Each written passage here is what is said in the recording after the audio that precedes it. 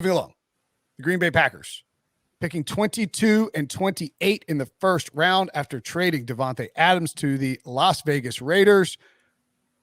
We can, Josh, we can talk about other needs if you want, but clearly wide receiver is a pretty big need for this team.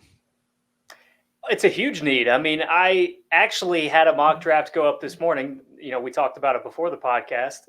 They took 2 wide receivers in the first round. Is that a little bit of overkill? Perhaps, but when you consider what this organization has gone through with Aaron Rodgers over the past, is it overkill? Months, I don't know, man. like their wide receivers are currently Allen Lazard, Randall Cobb, Amari Rodgers, Rico Gafford, Malik Taylor, and Juwan Winfrey, and someone named Chris Blair. So there's opportunities where you could take a wide receiver on day 2 and possibly conserve, that second first round pick and, take another position of need. But I don't see anything wrong with them taking 2 wide receivers. I know it may not be, the most accepted in every circle, but I think that's, a very possible route that they take. Edge rusher is a position that, you lose Darius Smith, but you've got Rashawn Gary stepping into a larger role. Opposite Preston Smith. So, you don't have an immediate need there the way that maybe you would have expected a year ago.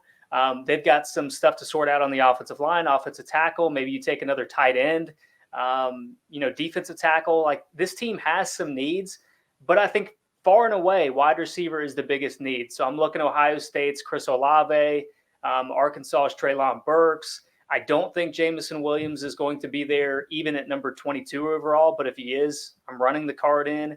I think that highly of him as a prospect. You've got other guys, Jahan Dotson from Penn State. You've got, George Pickens from Georgia, Christian Watson, who, like Traps, I don't see him as a first-round type guy. But there are going to be teams that are willing to bank on that potential early in this draft because of what he did at the NFL Combine. I mean, his testing was elite. I don't think you can say in any other way that what he did in Indianapolis was not enough to raise eyebrows. That's going to draw attention across the league. So wide receiver is a huge need. Wouldn't be surprised if they take 2 in the first round. Traps, in his mock, Josh had the Packers taking Chris Olave out of Ohio State and Treylon Burks. I'm curious, one, talk about how those, like, I guess I'm wondering if they do go 2 wide receivers in the first round. And I mean, I don't think it's outrageous at all after trading Davante Adams.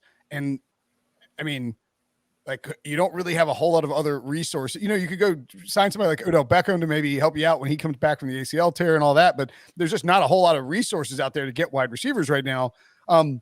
If you were drafting 2 wide receivers, how would you try to pair them up? Like, would you want to get like are there 2 wide receiver, and maybe the answer is Burks and Olave, but what combo would you be looking for with those first round picks? Do you want to get like a big body guy, an Olave type? Like, what are you looking for? Yeah, I think Josh really nailed it there. And it does seem kind of preposterous that a team would double up at the same position, wide receiver, in the first round, but it makes a lot of sense. Definitely to get a route running specialist in Chris Olave, who's very good tracking the ball down the field. And then someone in Treylon Burks, or maybe Drake London, if he runs slow at the USC Pro Day, that's a bigger body that's going to win after the catch because he can absorb tackle attempts and continue forward down the field. So to add kind of a multi-layered element to this receiver group, like you mentioned, Will, that you read off those names, that room is not very good right now. To me, that was the craziest transaction of this entire offseason. That was like, you repay, or you bring back Aaron Rodgers, you pay him $50 million per year, and then a week later you trade probably the best receiver in football. That made no sense to me. So if they want Chris Olave, Treylon Burks, route running specialist, bigger body guy, that would be actually smart drafting by the Green Bay Packers that have had kind of some questionable draft classes over the past couple seasons. Here's why I say that is not overkill. It's simply because when you look at Green Bay's offense, specifically the passing game in recent years, what has been their passing game? It's the relationship between Aaron Rodgers and Davante Adams. He's not going to have that immediately with any one wide receiver.